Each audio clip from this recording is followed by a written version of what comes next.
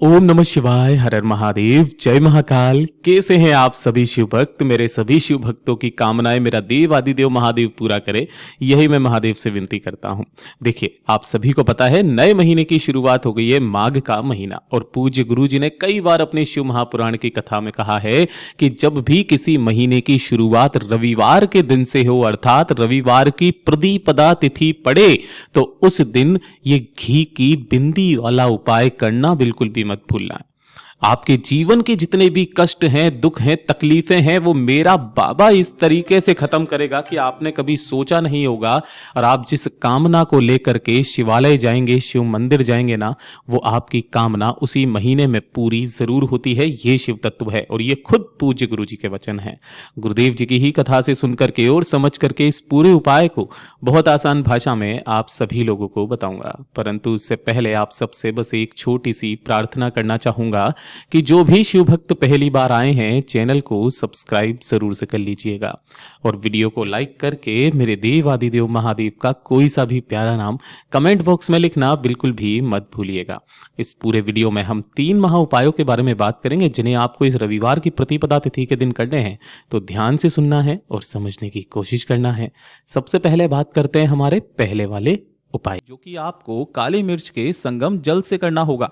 खास करके इस उपाय को पूज्य गुरुजी ने कहा कि जब आपकी कोई विशेष मनोकामना हो, कोई हृदय की बात, कोई ऐसी इच्छा जो आप महादेव से बोल बोल करके थक गए हो, आप महादेव से चाहते हो कि ये कामना बस मेरी पूरी हो जाए, इसके अलावा मुझे और किसी कामना को पूरा नहीं करवाना है, कोई ऐसी कामना जो आपके हृदय में बसी हुई है, जो महादेव सुन लें, तो उसके लिए आपको इस उपाय को करना होगा। गुरुदेव ने खास करके कहा कि जब महादेव आपकी नहीं सुन रहे हो, जब आपके हृदय में यह बात आ जाए, तब इस उपाय को निश्चित रूप से कर लीजिएगा। इस उपाय के लिए आपको सबसे पहले 1 लोटा शुद्ध जल अपने घर का तांबे के कलश में लेना है। साथ ही साथ थोड़ा सा ही आपको लेना होगा घी। अब घी का विशेष तौर पर ध्यान दीजिएगा कि जो भी आप घी लो, चाहे आप 1 बूंद घी लेना, गुरुदेव ने यहां तक कहा, लेकिन उस घी को जो लोगे वो होगा गाय का घी। गाय का देसी घी आपको लेना है, चाहे 1 बूंद आप लेना, ठीक है। और इसी के साथ में आपको 21 काली मिर्च लेनी है। ध्यान दीजिएगा, यहां पर आपको काली मिर्च जो है वो 21 लेनी है, ऐसी जो कहीं से भी खंडित ना हो, एकदम आखा आखा दाने, 21 काली मिर्च के दाने ले लीजिएगा।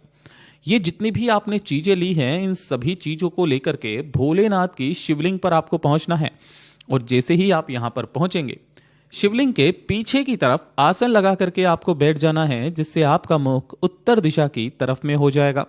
सबसे पहले आपको पूजा पाठ के लिए जो भी महादेव की सेवा करनी है वो आप कर सकते हैं, लेकिन जब आप इस उपाय को करते हैं तो सम्मुख में आपको हो सके तो एक दीपक जला करके जो जल आपने लिया है, इसी जल के अंदर आपको जो 21 काली मिर्च आपने ली है उन्हें आपको डाल देना है। और आपके पास में जो भी चंदन हो, इस चीज का ध्यान रखना, चाहे आप पीला चंदन ले, चाहे आप लाल चंदन ले, कोई सा भी चंदन काली मिर्च के साथ ही आपको इसी जल के अंदर डाल देना है और यह हो जाता है संगम जल। अगर इसके अंदर 2 से 4 बूंदे गंगा जल की भी मिला दी जाए, और इस जल को सबसे पहले आपको करना क्या है कि भोलेनाथ की शिवलिंग पर मात्र पहले थोड़ा सा जल आपको समर्पित करना है। इस कलश का आधा जल श्री शिवाय नमस्तुभ्यम मंत्र का स्मरण करते हुए आधा जल समर्पित कर देने के पश्चात इस जल को आपको यहां पर इस जगह पर आपको रख देना है। रख देने के पश्चात जो आपने यहां पर घी लिया हुआ है, उस घी का लेपन आपको 2 स्थानों पर करना होगा।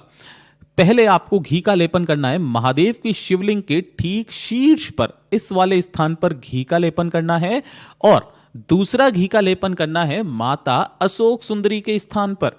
इन दोनों ही जगह पर अपनी कामना करते हुए आपको अपने दाहिने हाथ की हथेली से, अब वो भी चीज ध्यान रखिएगा कि जब आप अपने दाहिने हाथ को लेंगे तो ये वाला जो हिस्सा होता है हथेली का, इस हथेली से ही आपको उस घी का लेपन करना है। और लेपन करने के पश्चात फिर से वापस इस आधे लोटे जल को शिवलिंग के ठीक ऊपर ले जा करके इस तरीके से इसको समर्पित करना है कि श्री शिवाय नमस्तुभ्यम मंत्र का स्मरण करते हुए जल की धार आपको शिवलिंग के ऊपर लगानी है और इसी कलश को आगे बढ़ाते हुए ध्यान रखना, यहां पर जल चढ़ाने का क्रम बिल्कुल बदल जाता है, बढ़ाते हुए माता अशोक सुंदरी के स्थान तक लाते लाते इन संपूर्ण जल को समर्पित कर देना है। गुरुदेव ने कहा कि इस वाले उपाय को करने का जो नियम है वो 7 रविवार का नियम होता है, और जो भी शिव भक्त 7 रविवार का निश्चित जो ऐसा क्रम जो बीच में टूटे ना, चाहे किसी भी तरीके से, तो उनकी चाहे कितनी भी कामना बड़ी क्यों ना हो वो पूरी जरूर होती है। पूज्य गुरु जी का बहुत अद्भुत और अचूक उपाय है, जरूर कीजिएगा। दूसरा उपाय शुरू करने से पहले आप सभी शिव भक्तों से मेरी एक प्रार्थना है कि अभी के अभी कमेंट बॉक्स में हर हर महादेव जरूर लिख दीजिएगा, अगर आप यहां तक इस वीडियो को देखते हुए पहुंचे हैं तो।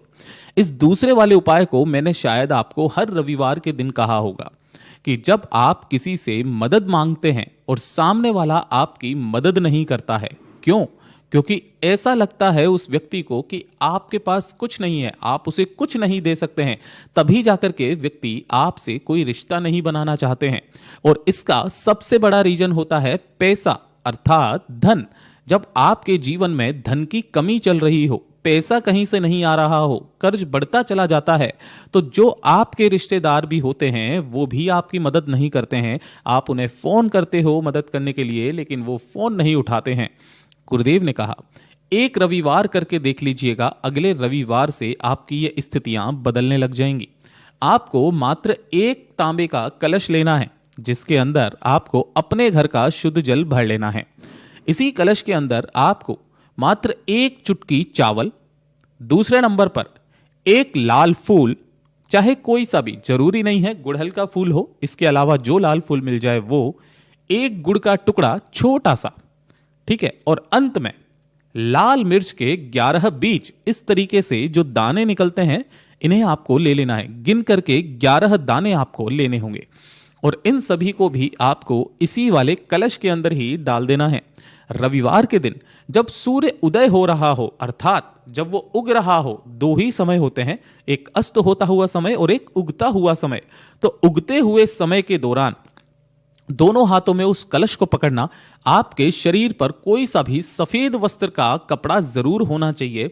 दोनों हाथों को सिर से 8 इंच ऊपर उठा करके आपकी मुख और नासिका सूर्य भगवान के सम्मुख में उच्च स्थल में रख करके इस संपूर्ण जल से आपको इस जल को सूर्य भगवान जी को अर्घ दे देना है। अर्घ देते समय 12 सूर्य नमस्कार मंत्रों में से कोई सा भी मंत्र जो आपको इजीली आ जाए, और नहीं आता है तो सबसे प्यारा मंत्र है ओम घृणी सूर्याय नमः। इस मंत्र का स्मरण करते हुए सूर्य भगवान को इसी कलश से आपको अर्घ देना होगा। काफी सारे भक्त सोचते हैं कि जब यह जल जमीन पर गिरता है और उसके छींटे आपके पैरों पर गिरते हैं तो इसका हमें दोष लगता है, पाप लगता है। तो गुरुदेव ने इन सभी चीजों को नकार दिया है कि जो भी असामाजिक तत्व हैं जो हमारे हिंदू धर्म को नष्ट करना चाहते हैं, उन्होंने ही ये भ्रांतियां फैलाई हुई है। इसका हमें कोई दोष नहीं लगता, कोई पाप नहीं लगता है। एक रविवार करके देखिएगा, अगले रविवार से परिस्थितियां बदलने लग जाएंगी। पूज्य गुरु जी का बहुत अद्भुत और अचूक उपाय है, जरूर कीजिएगा। तीसरे नंबर के उपाय पर चलने से पहले आप सभी लोगों को बता दूं कि ये वाला उपाय रविवार के दिन का नहीं, ये उपाय है सोमवार के दिन का, जो कि इस दिन बहुत ही ज्यादा खास और विशेष संयोग लेकर के आ रहा है। ये वाला उपाय उन व्यक्तियों को करना है कि जब आपकी किस्मत आपका साथ ना दे रही हो। गुरुदेव ने तो यहां तक कहा कि जब आपके भाग्य बिल्कुल विपरीत चल रहा हो, आप जो कुछ करना चाहते हैं वो कर नहीं पा रहे हो, या फिर उसमें सफल नहीं हो पा रहे हो, चाहे व्यापार हो, दुकान हो, फैक्ट्री हो, या फिर कोई बिजनेस, या फिर नौकरी को लेकर के हो, घर वाले आपको ताने मारते हैं कि आप जीवन में कुछ नहीं कर पाते, तो गुरुदेव ने कहा आपको जवाब देने की जरूरत नहीं है, जवाब मेरा भोलेनाथ देगा। बस सोमवार के दिन इस उपाय को जरूर कर लीजिएगा। आपको अपने ही घर पर 3 दीपक तैयार करने होंगे। तीनों ही दीपक चाहे आटे के बना लीजिए चाहे मिट्टी के। 2 दीपक में आपको भरना होगा घी, और 1 दीपक में भरना होगा तेल, जो भी आपके पास में अवेलेबल हो, सरसों का या तिल का। इस तरीके से 3 दीपक तैयार करने हैं। इसी के साथ में आपको गिनकर के 7 लौंग लेनी है, जिनके ऊपर का फूल भी होना चाहिए, और साथ ही साथ थोड़े से काले तिल लेने हैं, 1 चुटकी के बराबर। कोई संख्या फिक्स नहीं है, आपको सिर्फ 1 चुटकी ही लेना है। साथ ही साथ जो आपके पास में सिक्का हो, चाहे 1 का, 2 का, 5 का, 10 का, उस सिक्के को ले लेना है। इन सभी को लेकर के जब आप जाएंगे तो इन 3 दीपक में से एक घी का दीपक आपको अपने घर के मंदिर में अपनी कामना, नाम और गोत्र बोल करके लगा देना है। बाकी के ये दोनों दीपक आपको लेकर के जाने हैं आपके घर के आसपास या घर में कहीं पर भी, कोई छोटा सा ही क्यों ना हो, गमले में ही क्यों ना हो, बेलपत्र का पेड़ लगा हो तो वहां पर आपको पहुंचना है। यहां पहुंच करके सबसे पहले आपको अपने दाहिने हाथ में उन तीनों चीजों को रखना है, एक सिक्का, काले तिल और लौंग। इन्हें अपने दाहिने हाथ की मुट्ठी पर रखकर 21 बार अपने सिर के ऊपर से घुमा करके यहीं पर एक छोटा सा गड्ढा खोद करके और इसके अंदर ही उन सभी चीजों को गाड़ देना है।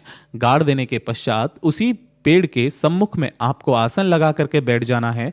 आपका मुख बिल्कुल पेड़ के सम्मुख में होना चाहिए। आपका जो दायां हाथ है यानी कि राइट हैंड, उस राइट हैंड की तरफ में एक दीपक आपको प्रज्वलित करना है जो होगा घी का, और जो लेफ्ट हैंड है यानी कि बायां, दोनों ही लिख देता हूं ताकि आपको समझने में आ जाए।